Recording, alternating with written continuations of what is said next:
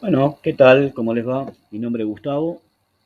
Vamos a empezar con esta clase de electrostática con la ley de Coulomb en particular. Muy bien. Bueno, la ley de Coulomb es una ley que describe la interacción que hay entre dos cargas puntuales, ¿no? Eh, Esta ley fue formulada por Coulomb en 1785 y bueno, es fundamental para el electromagnetismo. Se expresa de la siguiente forma. La fuerza que se establece entre la interacción de esas dos cargas es igual a una constante, ¿sí?, que es la constante de Coulomb, multiplicado por el producto de las cargas, por el módulo, ¿sí? Porque el signo de la fuerza se lo vamos a dar de acuerdo hacia dónde está dirigida esa fuerza, o sea, dependiendo su sentido, sobre la distancia que la separa al cuadrado, ¿sí? Entonces, veamos que las fuerzas electrostáticas pueden ser de repulsión en el caso que la interacción sea entre cargas de igual signo, o de atracción si las cargas tienen diferentes signos.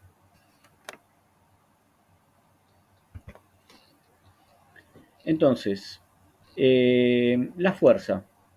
La fuerza electrostática es una fuerza de atracción o repulsión, como ya dijimos, entre dos cargas, obviamente eléctricas, estamos hablando. Es vectorial. ¿Qué significa eso? Que tiene magnitud y dirección.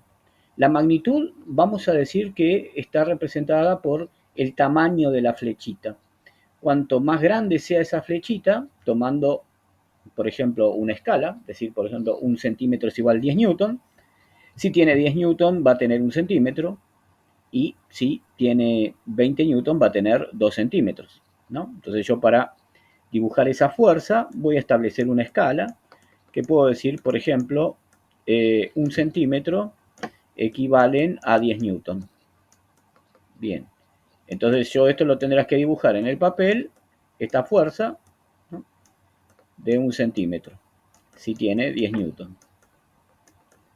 Y si tuviera 20 newton, por ejemplo F2, y decimos que es para, vamos a poner 50 newton, entonces esto tendría que tener 5 centímetros. Ok, bien. Esto tiene que ver con la magnitud. ¿La dirección qué es? La dirección es la línea, la recta imaginaria que contiene esa fuerza. Entonces, esta fuerza F1 tendría esta dirección, esta fuerza F2 tendría esta dirección, y el sentido en este caso sería para la derecha. Con lo cual, cuando están para la derecha, las sumamos, ¿sí? Sumamos esas fuerzas. Si tienen este sentido, las restamos. Le restamos a otra fuerza siempre que tengan la misma dirección. O sea, siempre que estén apoyaditas sobre esa misma recta imaginaria. Entonces, si yo tengo acá F1 y acá tengo F2, va a quedar una fuerza resultante. ¿Qué es una fuerza resultante? Una fuerza que va a causar el mismo efecto que si hubiera una sola. Y en este caso, la resultante, cuando las fuerzas son colineales, es decir, tienen la misma dirección, es la que está con sentido hacia la derecha positiva, y las que están con sentido hacia la izquierda las resto, negativas, ¿sí? Es el signo simplemente, ¿ok? Bien. Eh, la constante de Coulomb es un valor, ¿sí? Es una constante de proporcionalidad y que vale 8,9875 por 10 a la 9 newton por metro cuadrado sobre Coulomb cuadrado. A veces se aproxima a 9, ¿sí?, para no tener que trabajar con estos decimales.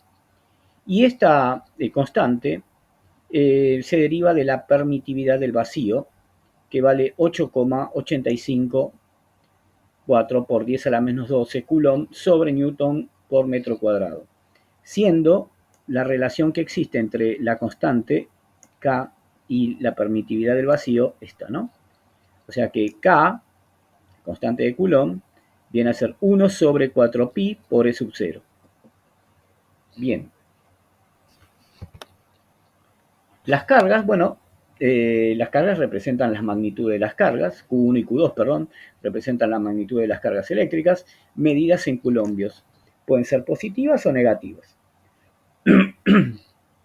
Entonces vemos, si analizamos esta fórmula,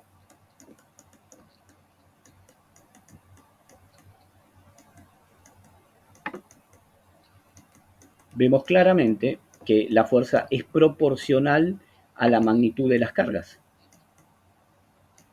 ¿Sí? Cuanto más grandes sean las cargas, más grande va a ser la fuerza. E inversamente proporcional al cuadrado de la distancia que las separa. Es decir, que cuanto más grande sea la distancia que las separa, la fuerza va a ser menor. ¿Sí? Bien. Unidades. Fuerza, Newton. Newton es kilogramo por metro sobre segundo al cuadrado. ¿Sí? Nos acordamos de la primera parte de biofísica. La constante K, en la que dijimos 9, la vamos a redondear a 9 por 10 a la 9 Newton por metro cuadrado sobre coulombio cuadrado. Bien, Q1 y Q2 son las cargas, se miden en coulombios, y R se mide en metros. ¿Sí? Cualquier otra unidad que yo tenga, por ejemplo, digo centímetros, la distancia que las separa, las tengo que pasar a metro. ¿Okay? Bien, y si por ejemplo me dicen milicoulomb es un prefijo que significa, a ver, perdón, supónganse que yo digo que tiene 3 milicoulomb.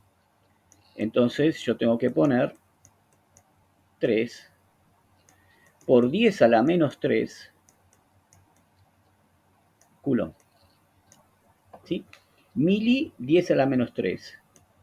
Micro, por 10 a la menos 6.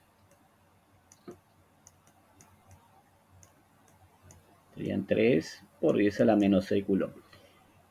Por eso siempre lo tengo que expresar en coulombios. ¿Sí? No puedo poner 3 directamente si no son coulombios y son mili o micro o nano o pico. Todo depende, ¿no?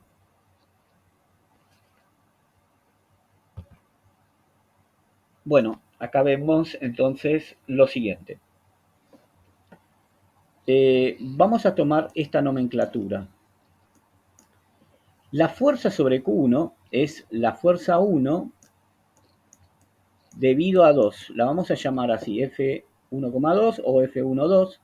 Esto va a querer decir que es la fuerza sobre la carga 1 que es producida por la carga 2, ¿no? Es una fuerza de repulsión, por lo tanto va hacia el sentido contrario, como intentando alejarse. Y esta va a ser la fuerza sobre la carga 2 debido a 1. Nos vamos a poner de acuerdo con la nomenclatura. Esta va a ser la fuerza 1 debido a la carga 2, F1, perdón.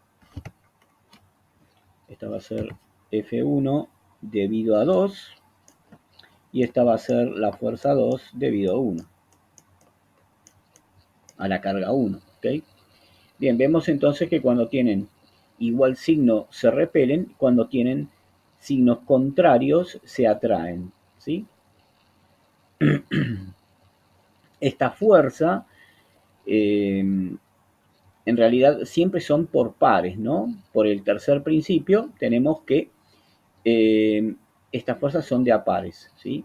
O sea, cuando yo digo la fuerza que se establece acá, tengo que tener en cuenta que en realidad es una interacción de dos fuerzas. Una que aparece sobre la carga 1 y otra que aparece sobre la carga 2. ¿Ok?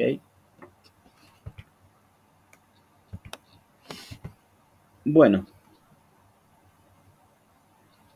vamos a decir una sola cosita sobre la permitividad del vacío. Es una constante física fundamental, ¿sí? Que caracteriza la capacidad del vacío para permitir la formación de un campo eléctrico, ¿sí? Vamos a decirlo así, esto lo vamos a utilizar también en capacitores, así que, bueno, Tenemos que tenerlo presente. Bueno, entonces uno puede llegar a ver la fuerza también expresada así en algún libro, pero recuerden que esto en realidad es la constante K, ¿sí? Que vale 9 por 10 a la 9 newton por metro cuadrado sobre culón cuadrado. ¿Okay? Bien. Entonces acá vemos nuevamente que esta va a ser la fuerza 1 sobre la carga 1 debido a la carga 2. Esta va a ser la fuerza sobre la carga 2 debido a 1. Fíjense que decir esto es equivalente. La fuerza 1 sobre la carga 2. En realidad nosotros vamos a decir la fuerza 2 debido a la carga 1. ¿Sí? Es equivalente. Hay que ponerse de acuerdo en cómo se lo nombra en la cátedra y nada más. Vamos a ver este ejemplo. Tengo una carga Q1 y una carga Q2. Acá se va a experimentar una fuerza de atracción porque son cargas de igual signo, de distinto signo, perdón. Bien, entonces esta va a ser la fuerza 1 debido a la carga 2 y esta va a ser la fuerza sobre la carga 2 debido a la 1. Pero esa fuerza se expresa de esta manera, ¿no? Porque son iguales y contrarias en este caso, ¿sí? Esa fuerza va a ser la constante K por el producto de las cargas, por el módulo del producto de las cargas, dividido la distancia que las separa al cuadrado, ¿sí? Bien, entonces esto es 9 por 10 a la 9, lo vamos a redondear ese valor de K, por 10 a la 9, newton por metro cuadrado sobre coulomb cuadrado por 2 por 10 a la menos 3 coulomb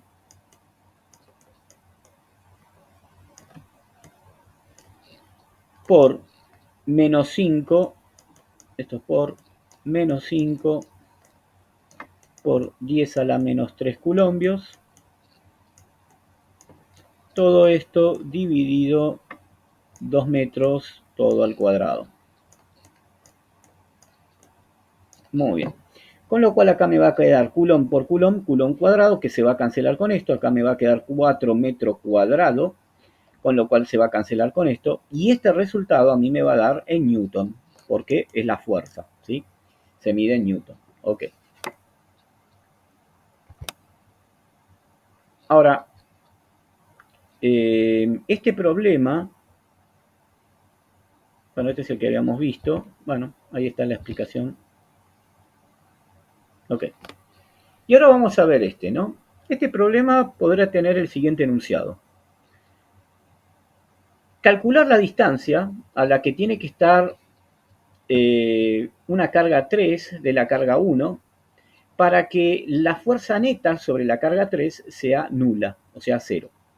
Entonces vamos a ver qué pasa con la carga 3, que está acá. Vamos a tener una fuerza de repulsión debido a la carga 1, o sea, esto va a ser la fuerza 3 debido a la carga 1. Y la carga 2, ¿qué va a ser sobre la carga 3? Una fuerza de atracción, o sea, va a ir hacia la carga 2. Esta va a ser la carga 2 debido a la carga 1. ¿Hay alguna posibilidad que estas fuerzas se anulen? No, porque tienen el mismo sentido. Tienen el mismo sentido, la misma dirección, por lo tanto la resultante de estas fuerzas sería F31 más F32. F2, F32, perdón, esto es F32, perdón, F32. Con lo cual, nunca esto va a poder ser cero. Entonces, tener así esta configuración de cargas no podría darme jamás que sobre la carga 3 no existe una fuerza neta. Ahora veamos si se puede acá. Veamos lo que pasa con esta carga. Queremos calcular esta distancia para que esta carga sufra o las fuerzas que actúan sobre ella se anulen, sean cero, o sea, la resultante sea cero. Entonces, esta carga se siente atraída por Q1, entonces esta va a ser la fuerza 3 debido a la carga 1. Y esta carga se siente atraída hacia la carga 2, entonces va a ser la fuerza 3 debido a la carga 2. Entonces, la resultante acá va a ser la que va hacia la derecha, F32, menos la que va a la izquierda, F3 debido a 1. ¿Sí? Recordemos que estas fuerzas son colineales porque estas cargas están sobre una recta, ¿sí? Todas, y por lo tanto las fuerzas que se van a producir están sobre la misma recta, ¿no? O sea, esta va a ser, perdón, ¿sí? Más prolijito. Esta va a ser F, la fuerza 3 debido a la carga 2, y esta va a ser la fuerza 3 debido a la carga 1.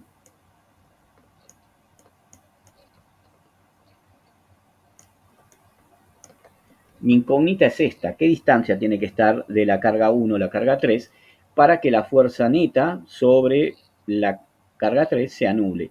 O sea que esa fuerza resultante tiene que ser 0. O sea que 0 va a ser F32 menos F31. Con lo cual yo puedo pasar esto acá y me queda que F31 del otro lado es igual a F32, lo cual tiene sentido. Las fuerzas tienen que ser iguales en magnitud para que si una apunta hacia un lado y la otra hacia otro lado de manera colineal, ¿sí?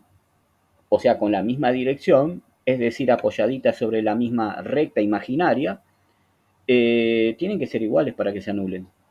Y entonces planteamos la fuerza en la carga 3 debido a la 1. Eso va a ser K por el producto de Q3 por Q1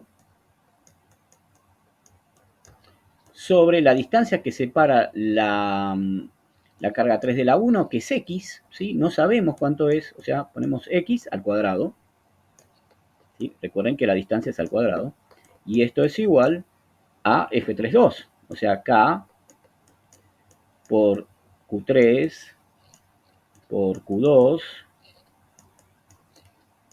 sobre la distancia que la separa al cuadrado, que son 2 metros todo al cuadrado, ¿sí? 2 metros todo al cuadrado. Bueno, con lo cual, fíjense que no es necesario poner los valores de K porque se cancelan, los valores de Q3 se cancelan, entonces me queda así la cosa. Q1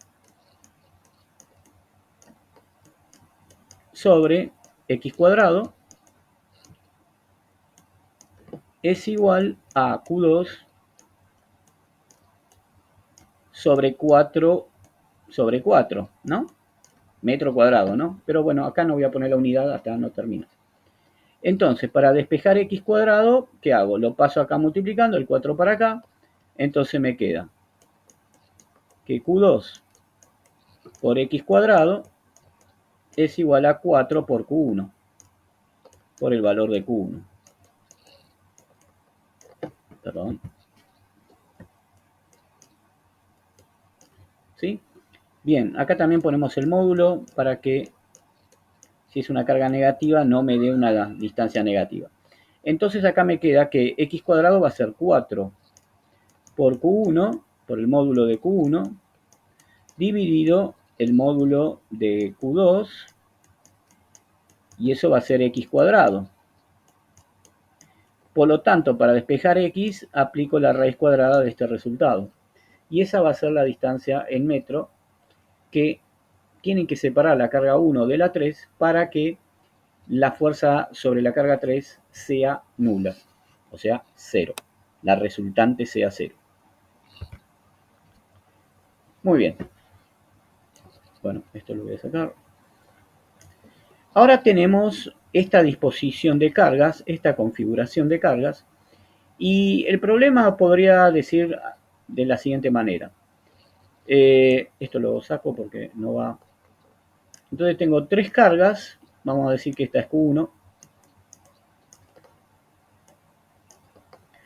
esta es Q3, vamos a decir así, y esta es Q2. Y forman un triángulo equilátero de lado 2 metros. La pregunta es, ¿cuál es la fuerza resultante sobre la carga 1? O sea, ¿cuál es la fuerza resultante sobre la carga 1? O sea, F1. Bueno, acá vemos que estas 3 cargas no tienen la misma dirección. ¿Por qué no tienen la misma dirección? Y porque no están sobre la misma recta, ¿no? Ok. Bueno, y como es un triángulo equilátero, si esto tiene 2 metros, de acá hasta acá también hay 2 metros.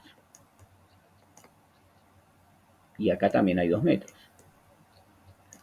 Y por lo tanto, este ángulo es 60 grados, porque la suma tiene que, los ángulos interiores de un triángulo tienen que ser 180. Bien, entonces yo quiero la fuerza sobre la carga 1, la fuerza neta. Entonces, ¿qué voy a hacer ahí? Lo primero que voy a hacer es poner un eje cartesiano, ¿sí?, sobre la carga en la cual quiero averiguar la fuerza. O sea, esto era X y esto es Y, ¿se acuerdan? Entonces acá tengo una fuerza de atracción de la carga 1 hacia la carga 3, ¿no?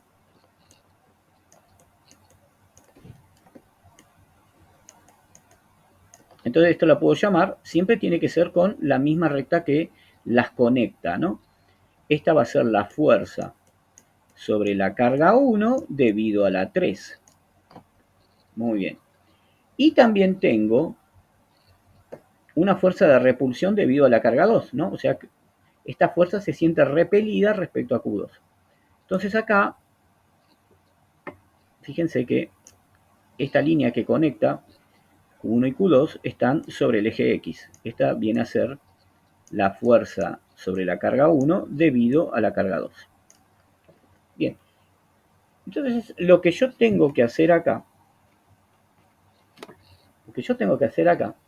es calcular la sumatoria de fuerzas en X y la sumatoria de fuerzas en Y. Bueno, entonces como esta es la fuerza 1 debido a la carga 3, recordemos que esta es Q3, esta es Q1 y esta es Q2. Bien, y esta es la fuerza 1 sobre la carga 1 debido a la carga 2. Y entonces acá sabemos que hay 60 grados. Lo que tengo que hacer sí o sí primero es descomponer las fuerzas que no están en la dirección de ningún eje. La única que está en la dirección del eje X negativo es F12, nada más.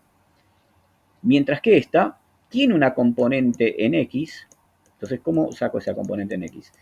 Trazo una paralela al eje Y y donde corta el eje X, desde el centro hasta ahí, esta sería la componente en X de la fuerza 1 debido a 3.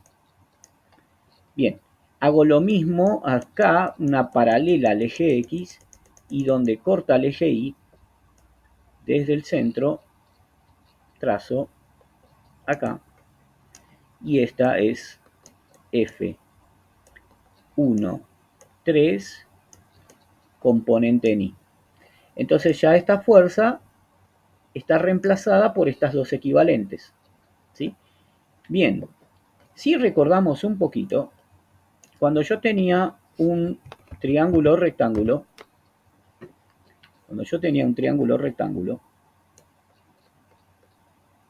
un triángulo rectángulo es un triángulo que uno de sus lados tiene 90 grados, un ángulo recto. Si yo tomo este ángulo, alfa, esta es la hipotenusa, por lo tanto, este ángulo que forma con uno de los catetos y la hipotenusa se llama cateto adyacente y el otro se llama opuesto. Por lo tanto, con unas relaciones trigonométricas nosotros podemos sacar cuánto vale cada uno. Coseno de alfa es el cateto adyacente sobre la hipotenusa. Seno de alfa es igual al cateto opuesto sobre la hipotenusa. Por lo tanto, el cateto opuesto va a ser la hipotenusa por el coseno de alfa y el cateto opuesto va a ser la hipotenusa por el seno de alfa.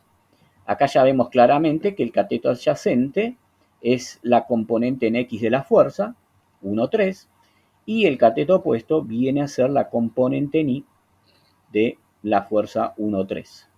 ¿Sí? Por lo tanto,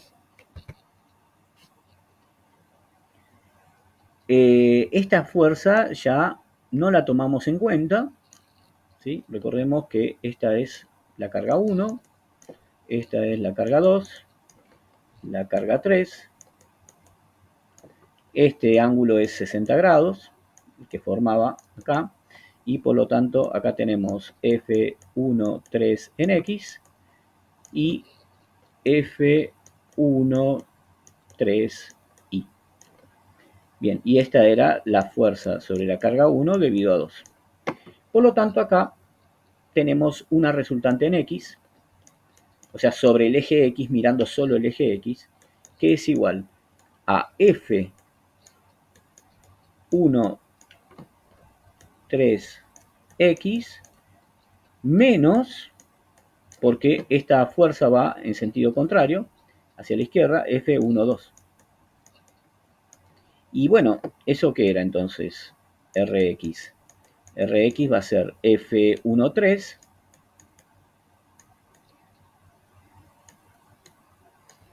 por el coseno de 60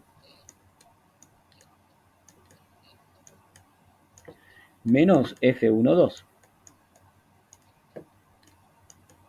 Sabiendo que F12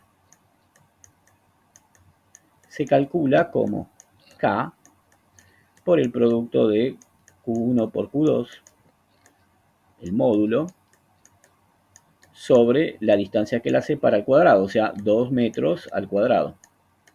Esto es un triángulo equilátero, así que todas estas distancias son 2 metros. Y F13 se calcula como K por el producto de las cargas Q1 por Q3, el módulo, sobre la distancia que la separa, o sea, 2 metros al cuadrado. ¿Sí? Bueno, estos valores ustedes ya los tienen que calcular y tenerlos acá, ¿no? Entonces, para sacar la componente en X de esta fuerza, multiplico por el coseno 60, le resto la fuerza 1, 2, y esa es la resultante en X. Luego, la resultante en Y, hay una sola fuerza, ¿no? Sobre el eje Y solamente está F13Y hacia arriba. Entonces esto es F13Y, o sea, F13 por el seno de 60. Muy bien. Y una vez que yo tengo tanto Rx como Ri, la fuerza total R, la resultante, va a ser la, aplico Pitágoras, ¿no?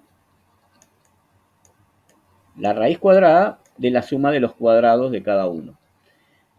Y esta resultante es la fuerza 1 neta sobre la carga 1. ¿Ok?